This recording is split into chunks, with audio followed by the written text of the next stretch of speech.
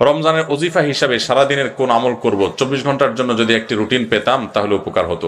রমজানের ওজিফা হিসাবে সারাদিনের জন্য কোন আমল করবেন? সারাদিনের জন্য একটা জিনিস সবচেয়ে গুরুত্বের সাথে করবেন, যে কোনো গুনাহ করবেন না, কোনো পাপ করবেন না, মুখ দিয়া না, চোখ দিয়া না, হাত দিয়া না, কোনো অন্যায় করবেন না, কোনো মানুষের অধিকার নষ্ট করবেন না, কাউ ক্ষতি করবেন না।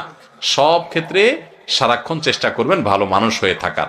এর বাইরে বেশি বেশি কোরআন তেলাওয়াত করবেন। সবচেয়ে বেশি আমল কোরআন তেলাওয়াতের আমল। রমজান মাস কোরআন নাজিলের মাস, সেজন্য কোরআন তেলাওয়াত বেশি বেশি করবেন। এর বাইরে সুবহানাল্লাহ, আলহামদুলিল্লাহ, লা ইলাহা ইল্লাল্লাহ, আল্লাহু আকবার, ইস্তিগফার পড়বেন। মনে মনে হাঁটতে হাঁটতে আল্লাহর সাথে কথা বলবেন, দোয়া করবেন।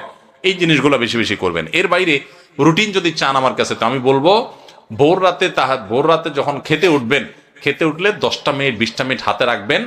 আগে খানা শেষ করে এরপরে একটু আল্লাহর কাছে দোয়া করবেন, অথবা আগে দোয়া করে তারপরে খানা খাবেন। একটু ভোর রাতে দোয়া কবুল হয়, এটা সারা বছর আপনি পারেন না, রমজানের সুযোগ আসে, এই সুযোগটা হেলায় হারাবেন না। এই টাইমে আল্লাহ তাআলা যেছে যেছে মানুষকে দোয়া কবুল করেন। আমি এর আগে বিভিন্ন জায়গায় বলেছি, বাংলাদেশের একটা প্রসিদ্ধ এবং প্রথম সারির একটা বিজনেস প্রতিষ্ঠানের এক ভাই, তিনি আমাকে তার অফিসে দেখা হওয়ার পর কিছুদিন আগে, আজকেও তাদের অফিসে আমি গিয়েছি একটা কাজে, তো আমাকে দেখা হওয়ার পর বলছে, ভাই একটু আসেন। ওনার অফিসে বসালেন, চা খাওয়ালেন, এরপরে বললেন যে ভাই আপনার একটা আলোচনা থেকে আমার জীবন পরিবর্তন হয়ে গেছে। আমি বললাম কি? আমি বলছি কোনো ভালো কাজ শুরু করছে? উনি বলেন না ভাই, কাহিনী ভিন্ন। কাহিনী হলো, আমার এমন এক রোগ হয়েছে, এই রোগের জন্য দেশের সকল ট্রিটমেন্ট তো আমি নিলামই, দেশের বাইরেও বহু ট্রিটমেন্ট করেছি, কিন্তু কোনোভাবে আমার রোগ ভালো হয় নাই এবং আমার ট্রিটমেন্ট হয় নাই। আমি জীবনের আশা ছেড়ে দিছি। এরকম ভয়াবহ পরিস্থিতিতে আমার কোম্পানির থেকে চাকরিও নাই, কারণ আমি কাজ করতে পারি না, অসুস্থ। তো আমি গ্রামে চলে গেছি মরার অপেক্ষা, যে এখন আর বাঁচার কোনো সুযোগ নেই। ডাক্তার বলছে যে শেখ দিন যা খাইতে চান খান, আর কোনো ট্রিটমেন্ট নেই।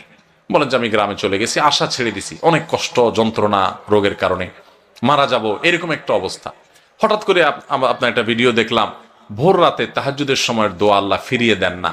তখন আল্লাহর কাছে চাওয়া শুরু করলাম, প্রতিদিন ভোর রাতে উঠে কান্নাকাটি, দোয়া, মুনাজাত, খুব চোখের পানি ফেলা। আল্লাহ, সবাই যেটা পারে না তুমি সেটা পারো, দোয়া করতে শুরু করলাম। উনি বলেন, হঠাৎ করে একদিন তাহাজ্জুদের সময় উঠে খুব দোয়া কান্নাকাটি করলাম, খুব সিজদা করলাম, খুব চোখের পানি ফেললাম আল্লাহর কাছে, চিৎকার করে বাচ্চা পোলার মতো কাঁদলাম। বলেন যে হুজুর, বিশ্বাস করবেন, ওই দিন তাহাজ্জুদ পড়ে শেষ করার পর থেকে আমার শরীর থেকে সমস্ত রোগ উধাও হয়ে চলে গেছে। আজকেও তার সাথে দেখা করে আসছি আমি, ইন্টারেস্টিং বিষয়, আজকেও ওই লোকের সাথে আমি দেখা করে আসছি, একটা কাজে গেছিলাম তার অফিসে। আজকেও ওই ভাইটা আমাকে বললেন যে ভাই, এরপর আমি শুধু সুস্থ হয়েছি তা না, আমি আমার কোম্পানিতে আবার ফিরে আসছি। আগে যে ডিউটি ছিল আমার প্রমোশন হয়ে ডিউটি আমার আরো বাড়ছে, এবং আমার কোম্পানির চেয়ারম্যান সহ সবাই আমাকে আরো বেশি আস্থা রাখে।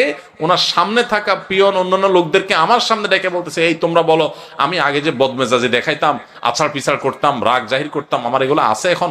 বলে না স্যার, এগুলো কিচ্ছু নাই এখন আর।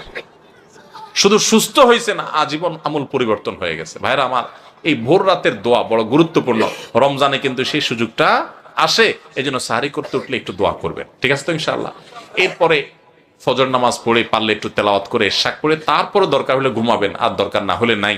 এবং ডিউটিতে যখন যাবেন, ডিউটিতে কোনো ফাঁকি দিবেন না, পথে কারোর ক্ষতি করবেন না, কাউকে খারাপ কথা বলবেন না, আজে বাজে জিনিস মোবাইলে দেখবেন না, হারাম থেকে বেঁচে থাকবেন। জোহরের ওয়াক্ত হলে টাইম মতো নামাজ পড়বেন, আবার আসর ওয়াক্ত হলে টাইম মতো নামাজ পড়বেন।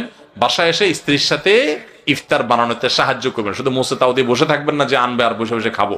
একটু কাজ কাম করবেন। নবী সাল্লাল্লাহু আলাইহি ওয়াসাল্লাম মেয়েদের কাজে সহযোগিতা করতেন।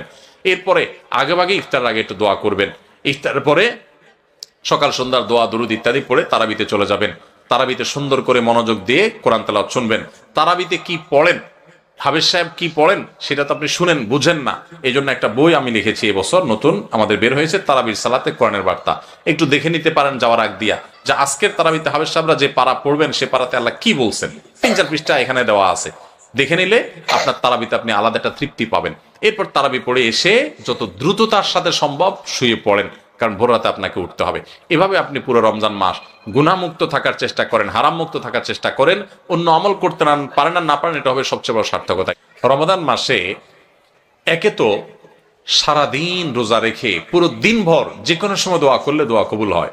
হাদিসে নবী সাল্লাল্লাহু আলাইহি ওয়াসাল্লাম বলেছেন যে দুই ব্যক্তির দোয়া আল্লাহ তাআলা ফিরিয়ে দেন না। এর ভিতরে একজন হলো আস-সাইম হাত্তা ইফতির, রোজাদার ব্যক্তি ইফতারের আগ পর্যন্ত তার দোয়া কবুল হতে থাকে। সেই যে সাহারি করেছেন তখন থেকে ইফতার আগ পর্যন্ত আপনার দোয়া কবুল হয়। হাঁটতে চলতে ফিরতে আল্লাহর সাথে কথা বলেন, দোয়া করতে থাকেন, এটা একটা সময়। আর রমজান মাসে ইফতারের আগ মুহূর্তের সময়টা স্পেশালি দোয়া কবুল হয়। আর একটা সময় আছে ভোর রাত, এটা সারা বছরই দোয়া কবুলের সময়, কিন্তু রমজানে যেহেতু সুযোগটা বেশি আসে, সাহারি খাইতে আমরা উঠি, এই জন্য ভোর রাতে সাহারি খাইতে উঠলে একটু 2-5 মিনিট দোয়া করবেন।